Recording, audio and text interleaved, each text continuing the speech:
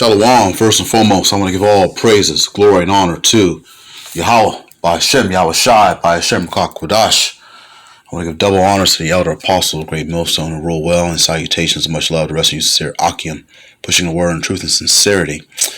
This is the cleric Isaiah coming at you with another lesson. I am continuing in my lot to bring you my ongoing series from excerpts of Hollywood, This Factory of Perverseness, another observation of predictive programming and how art imitates life and vice versa. Just a reminder, the purpose of my videos is to show correlations. A correlation is an observation of a mutual relationship or connection between two or more things. I use movie scenes to extract or extrapolate a narrative. I'm not glorifying the Hollywood culture or life. I have a wide knowledge of films, whether they be foreign or domestic, and I just use snippets as an example to bring out those similarities and those correlations. To quote Cecil B. DeMille, the greatest source of material for motion pictures is the Bible. I call this lesson Beware of the Eve Poppies, Part 2. Okay. The image I have on display is from a film I watched in the past. Of course, being the truth, I reflected on this particular film. This movie was released on October 24th, 1978. Its title was The Wiz, directed by Sidney Lumet. If you haven't watched my previous video, go check that out. But basically, this particular synopsis, and wrote to the Emerald City, our adventurers, Dorothy, Tin Man, the Lion, Toto, and the Scarecrow. They've come across a group of flamboyant prostitutes known as the Poppy Girls. Now, and that's why the title of the lesson is Beware of the Eve Poppies. But basically the Lion, as well as Dorothy, specifically the Lion, is seduced, and they're falling into a trap. And that's why I'm naming this particular video Beware of the Eve Poppies Part 2. But I spent a lot of time in my last video speaking about how the so-called woman, no matter what tribe she's from, whether she be the heathen or one of our precious Israelite women, you blacks, Native Americans, Latinos that make up the 12 tribes of Israel, no matter what tribe these women are from, they are inevitably a snare or a net. Okay, you read about that in Ecclesiasticus chapter 7 verse 26. I brought it out in my last lesson. I'm going to bring it out again. Ecclesiasticus 7 verse 26. I find more bitter than death the woman whose heart is snares and nets, see that, and her hands as bands. Whoso pleaseth the Most High shall escape from her, but the sinner shall be taken by her. Slakia. Okay.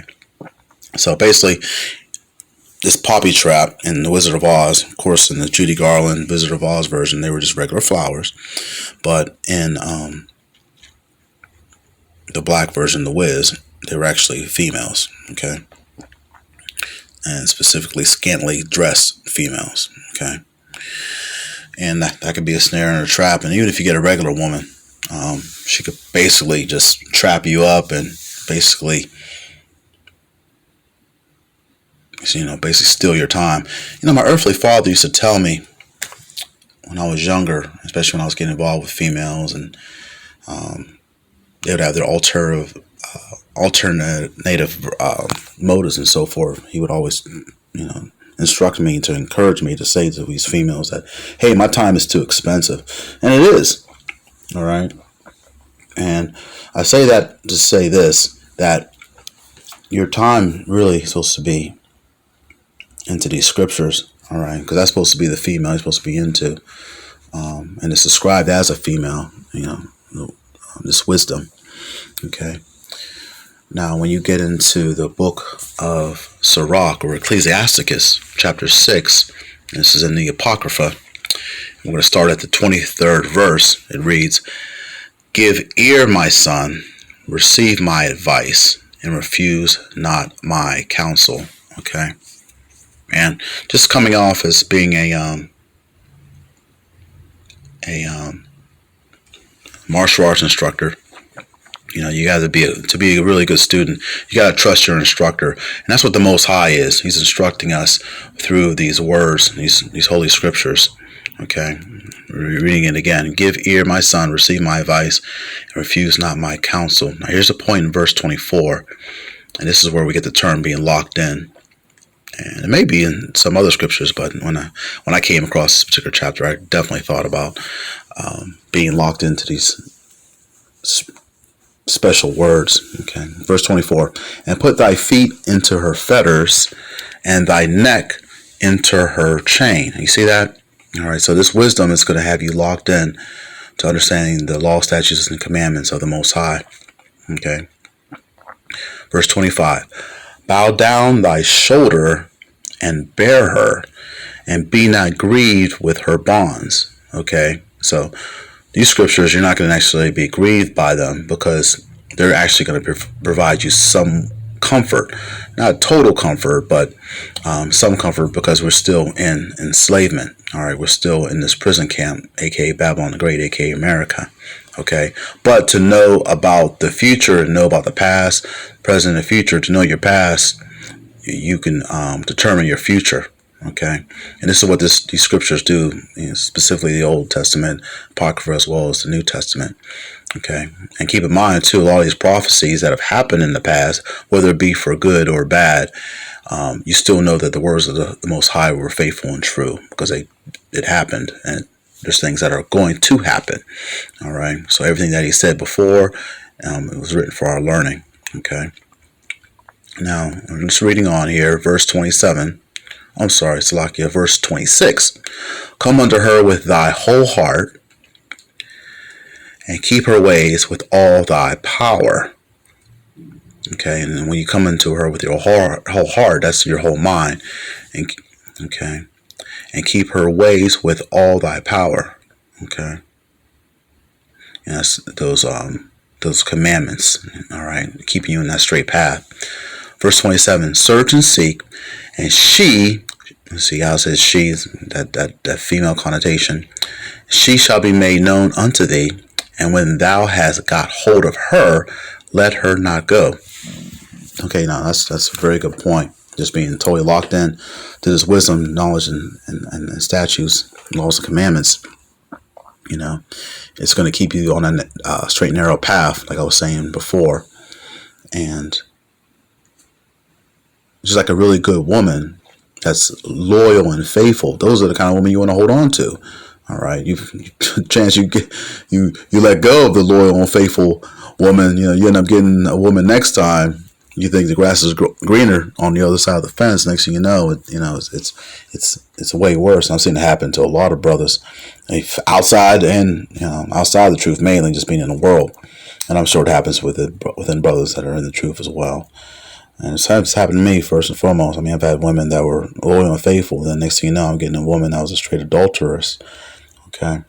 But these words, they're not going to step out on you. They're going to be loyal and faithful. All right. Verse 28. For at the last thou shalt find her rest. You see that? For at the last thou shalt find her rest, and that shall be turned to thy joy. Okay. And that's ultimately, the ultimate rest is going to be the kingdom of heaven. All right. Reading about these future prophecies and how things are going to play out. Of course, once we get through all the bad ones too, because in order to get to the good, you got to go through the bad. Okay, verse 29. Then shall her fetters be a strong defense for thee. Okay, I like that part. Let's read that again. Verse 29. Then shall her fetters be a strong defense for thee. Okay, and those fetters is like a locking device. Okay. Hence the term being locked in. Okay, be a strong defense for thee, because wisdom and knowledge is to be the stabilities of our time, especially when we enter Jacob's trouble, which is going to happen very soon. Okay, reading on, and her chains a robe of glory. All right, and this is going to be talking about those priestly garments, even though we don't practically wear the priestly garments, we actually wear them spiritually. Okay, and when we go out and about in our daily lives. Verse 30. For there is a golden ornament upon her, and her bands are purple lace. Verse 31, thou shalt put her on as a robe of honor, and shalt put her about thee as a crown of joy. Okay. All right, just like I was saying, and eventually we get an actual crown, but, we're researching these righteous acts on this side so that we can get the law, statutes, and commandments written in our inward parts once we enter the kingdom of heaven, and once we receive salvation. Lord willing, I'm part of that number. But I'm going to end it on this. I always like to end my videos on a good note with some type of silver lining. And there is light at the end of the tunnel. So in other words, there is a happy ending. Matthew chapter 11. This is Yahushai's words. Matthew chapter 11, verse 28. Come unto me, all ye that labor and are heavy laden, and I will give you rest. Okay? That rest is very important. All right?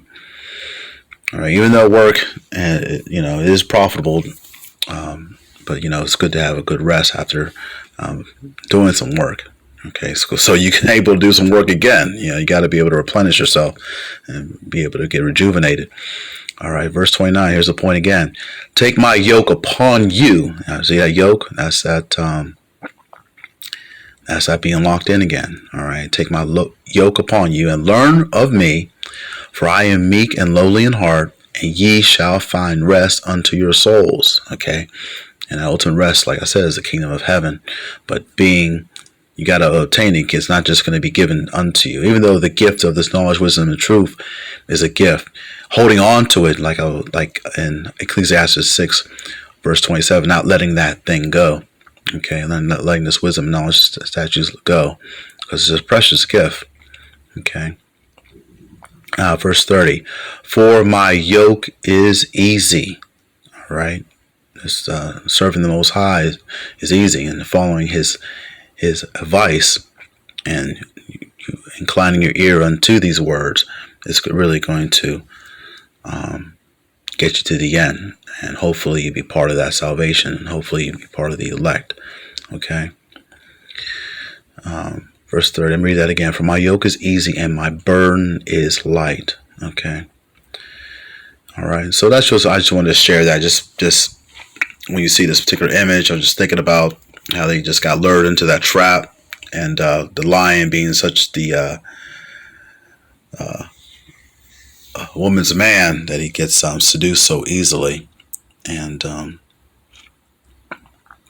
he had the courage, but in the same sense, he should have been more like the scarecrow, who really, he didn't have a brain, but when you get to the end of the story of the Wizard of Oz, he practically already had a brain, and of course, the Tin Man, who had that heart which is your mind, okay, which is almost the same thing, okay, but they didn't get led into the trap, all right, because they thought about the knowledge and the wisdom, okay, using your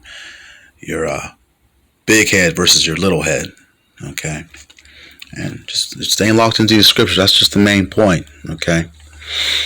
All right, and these women, they know of nothing anyway. They can't provide any real good advice anyway. I mean, there's a few out there, but to the most part, exception to the rule, there's not that many. Okay, we're going to get that in the kingdom anyway. We're going to get a prudent wife. Okay. Well, I just wanted to share that. Lord willing, this lesson was edifying. I want to give all praises to Yahweh by Hashem Yahushai, who gives me the strength and the spirit to continue to strive and endure in these last days. Shalom to the hopeful elect, and on to the next video.